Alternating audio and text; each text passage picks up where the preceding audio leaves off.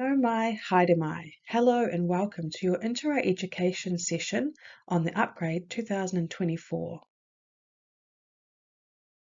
There are some general changes which will affect all users. The first is that Momentum has been bought by Civica, so there will be a name change in the software. We are going to refer to the assessment software going forward as the Intro Assessment Software, or IAS. When you log in after the upgrade, you will see their new branding inside the software. The next major change is very exciting. We are moving to a single page application for our assessments. This is also known as SPA. You can watch a further video of the SPA and information on how to navigate this on our website. There is also a new mobile application which is replacing check-in, check-out.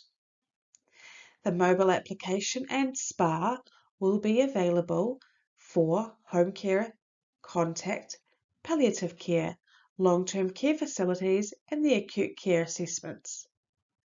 Currently, ACC contacts will not be moving to SPA or the mobile application. You can watch a video for more information on the mobile application and how to install it on our website, or you can refer to the What's New document for a guide on how to install this application. Let's take a look at what changes there are in the contact assessment. The contact assessment is moving from version 9.3 to version 10. The Intro System Development team have improved the assessment based on research they have been conducting. The new items in the version 10 allow for us to enhance the care that is provided from the assessment. As we now continue our presentation, there are some general guidelines to be aware of. Not every item will be covered in this presentation. Some coding items have been removed. Some coding items have been reordered in the assessment. The definitions for some items can differ or have been expanded. Please refer to the section Help as you conduct your Contact version 10 assessments. For our dual assessors who complete contact assessments for both regions and ACC, it is important to note that ACC will not be moving to version 10 at this stage. As you conduct your ACC contact assessments, you will need to ensure you refer to the correct national standards and manual to support you when doing those assessments. For assessors who have other competencies, it is also important to note that some items may look similar to those that you have experienced in other assessment tools. The definitions can differ as well as the intent. It is important for you to refer to the section Help for each tool that you are assessing, and this is now easy to access in our single page application. The Contact Assessment version 10 will now have pre-populated diagnoses in section D. This will affect how we load our diagnoses on the client overview screen. Presently, we have been instructing you to tick the box using MDS for all loaded diagnoses. This will now change, and we will ask that you only tick the box using MDS if the diagnosis is not on the pre-populated list. Here is the pre-populated list of diagnoses.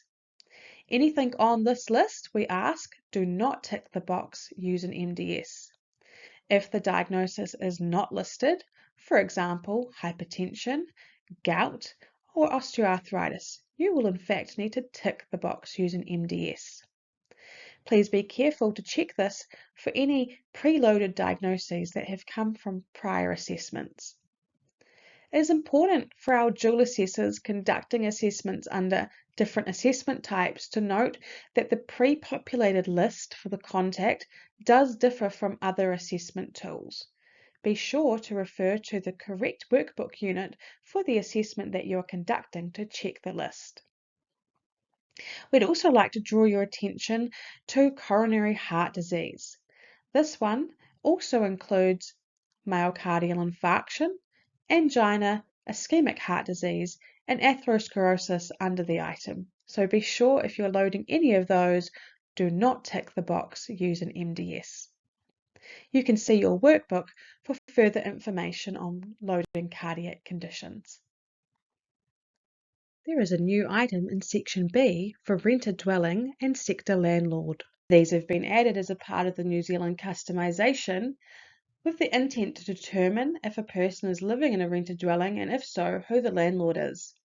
This is because as a person ages or has increased vulnerability on the reliance of rented accommodation, it can cause additional stress, such as competing for and securing affordable, adequate housing, having choice over who they cohabitate, and the length of their tenancy, as well as an increased risk of having to move. This can create additional stress where the person is reliant on formal and informal support services, depending on the access to these in their area, as well as having access to things like their medical centre. It is important to know whether an older person is a tenant or living in a rented home because they are noted to have higher health risks and a higher probability of social isolation. They are also less likely to access health services and collect their prescribed medications. We know they have an increased vulnerability of having to move, facing excessive housing costs, and more likely to be living in a dwelling of poorer condition and unable to implement modifications, either because the landlord will not allow this or the tenant is unable to afford this. The latter is particularly important because some low-cost modifications are not subsidised. Older people who rent and typically have lower incomes may be unable to pay for the cost of these unsubsidised low-cost items. These issues will need to be taken into account when you are care planning. Knowing someone lives in a rented home may mean your care plan needs to include referral to services outside the usual range of health and in-home care. This may include things like referrals to a housing tenancy support agency, a referral for a home assessment, referral for tenancy advocacy, support in finding alternative, more suitable housing, interventions to insulate and heat the home and to prevent injuries, or referral to budget services. If a person is living in a rented dwelling, we also want to find out who the landlord is. This is because community housing providers, the council and Housing New Zealand tenancies are likely to be more secure than those of landlords. They often also come with income-related rents, making rentals more affordable, and Housing of New Zealand has an arrangement with the Ministry of Health for funding and carrying out of home modifications. For this item, it has conditional coding, so depending on how you code the first item, rented dwelling, will determine if you go on to code the sector landlord. Only when clicking rented dwelling will the sector landlord appear.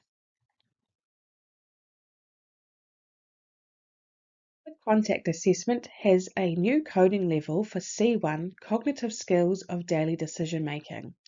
Previously, you had 2 coding levels to choose from. Now you will have 3.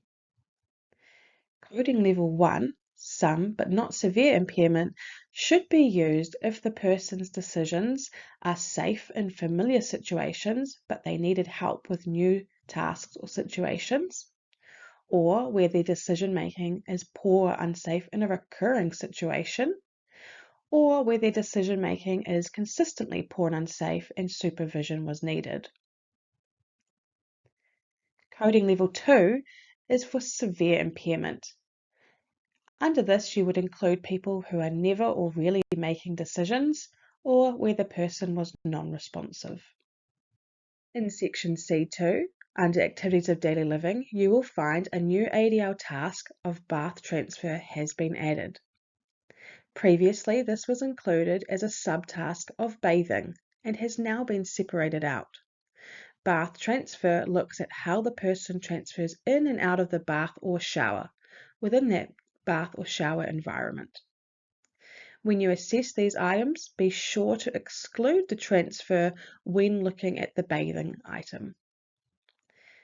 You will also find new coding levels have been added for all of the ADL tasks when considering the self-performance in your look-back period. Previously, there were 2 levels. Now you will find 3 coding levels. Coding level 1 is now defined as supervision or some physical assistance by others. You will exclude times when the person had oversight, supervision, or cueing in the look-back period, or where they had any physical assistance, which can include guided maneuvering without weight bearing, or weight bearing support from one or more person. Coding level 2 is defined as total dependence. Use this level when the task has been fully performed by others in the entire look-back period. In section C5, you will now find the self-reported mood items. Previously, these were in section D and assessed if the person had felt sad, depressed, or hopeless in the look-back period. The new items in the version 10 now assess 4 different dimensions of the mood state, which include anhedonia, or the lack of pleasure in life, anxiety, dysphoria, which is a sense of unease or dissatisfaction, and anger.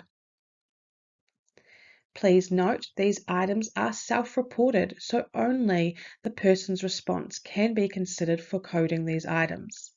When you assess these, it is best to ask them in this format.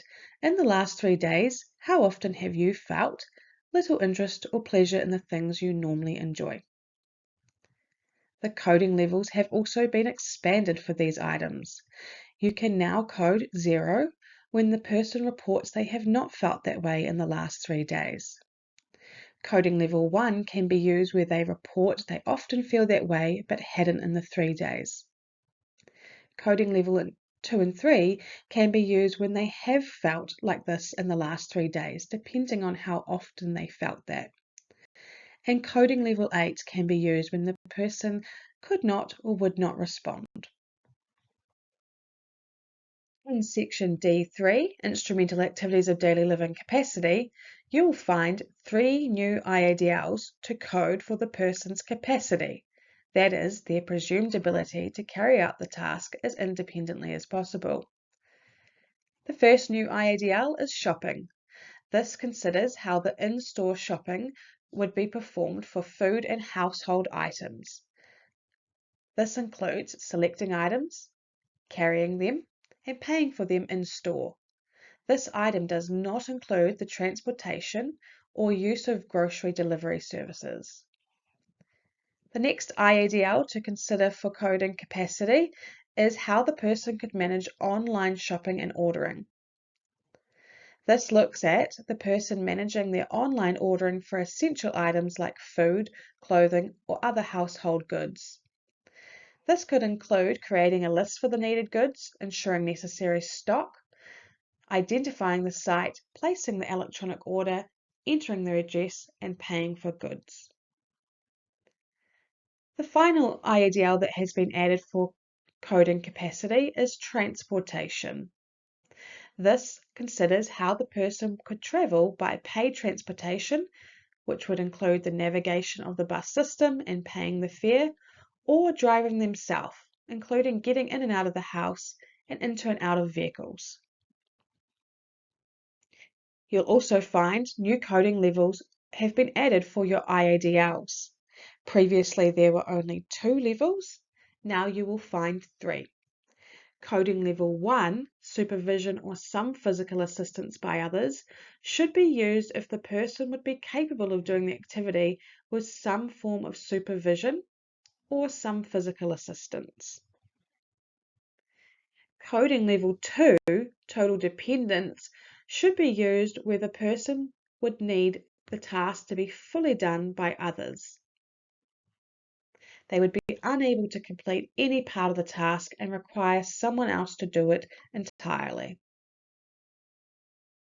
As previously mentioned, the Contact version 10 now has pre-populated diagnoses. These appear in section D5 and need to be coded one of the 4 coding levels. Coding level 0 has been added when the diagnosis is not present. If you are coding level 1, 2, or 3, it is important to ensure the diagnosis is also listed on the client overview screen. Following on from the pre-populated diagnoses, you will see any additional diagnoses you have loaded and ticked to use an MDS will appear, and you'll also need to code them one of the options. 0 not present should not be used for these, as we are only loading active problems which impact function or baseline health to our assessment. A friendly reminder to also ensure when coding diagnoses that at least one diagnosis is coded as 1 to reflect the primary diagnosis for the current referral. In section D6, you will find falls. The look-back period for this item has been extended. Let's look at the intent to understand why. The intent of falls is to determine whether the person has a history of falling, which is an important factor in assessing the person's risk of future falls and injuries. Persons who have sustained at least one fall are at risk of future falls. Falls are a common cause of morbidity and mortality among persons receiving support. You will see the look-back period now goes to 180 days or 6 months. The coding options have also been expanded to capture how many falls they are having in each of the different time frames.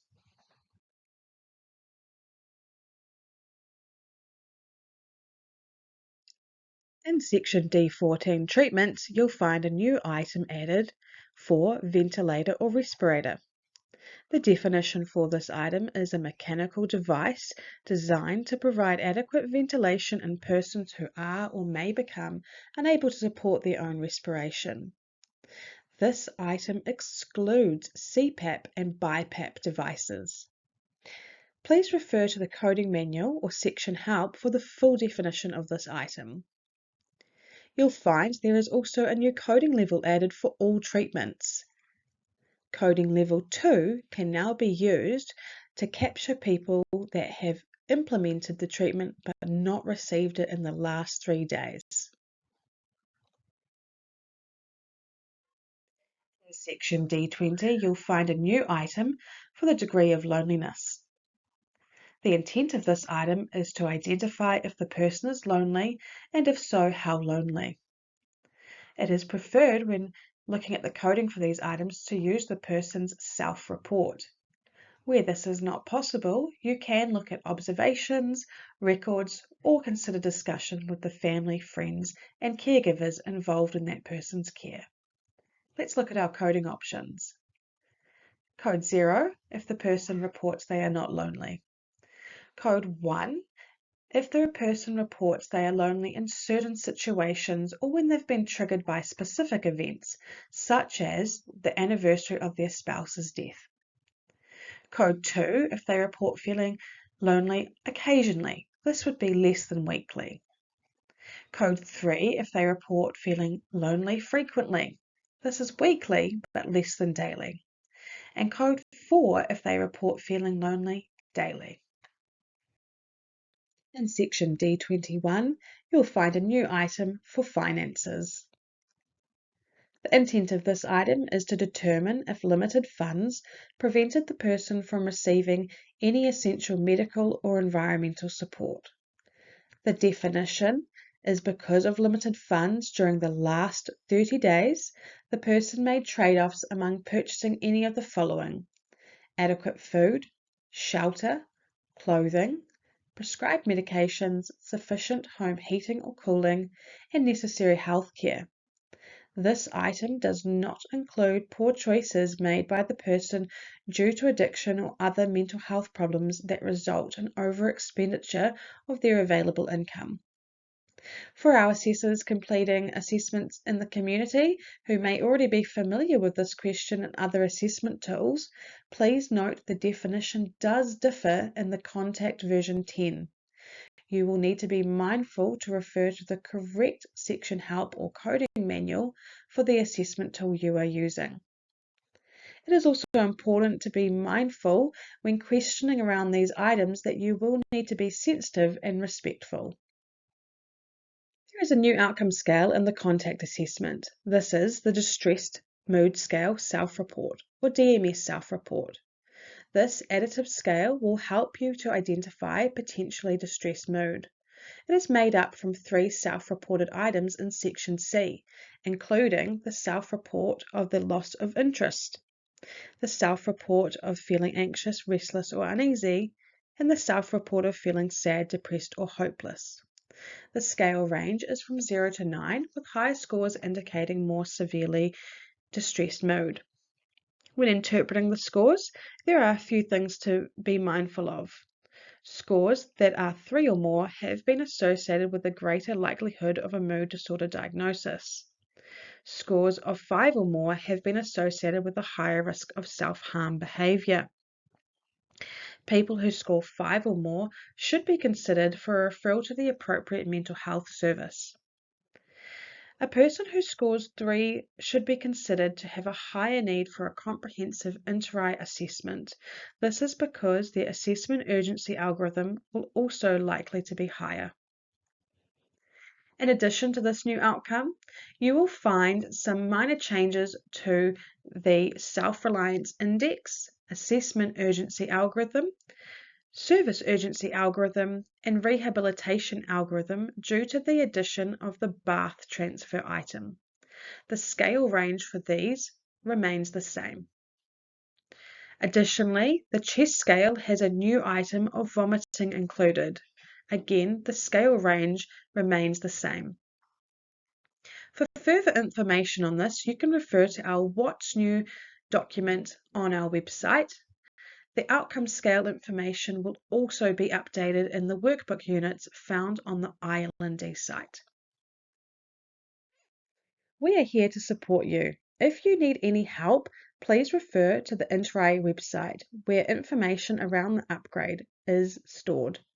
You can use the QR code to scan to take you to that website now. You will also find information in your workbook units which are saved on the ILND site. These will be updated and released at the time of the upgrade. Feel free to watch the other recordings of the Skill Booster sessions on the ILND site as well. Ngā me he nui. Thank you for listening to our presentation. If you need any further assistance or help, please don't hesitate to get in touch.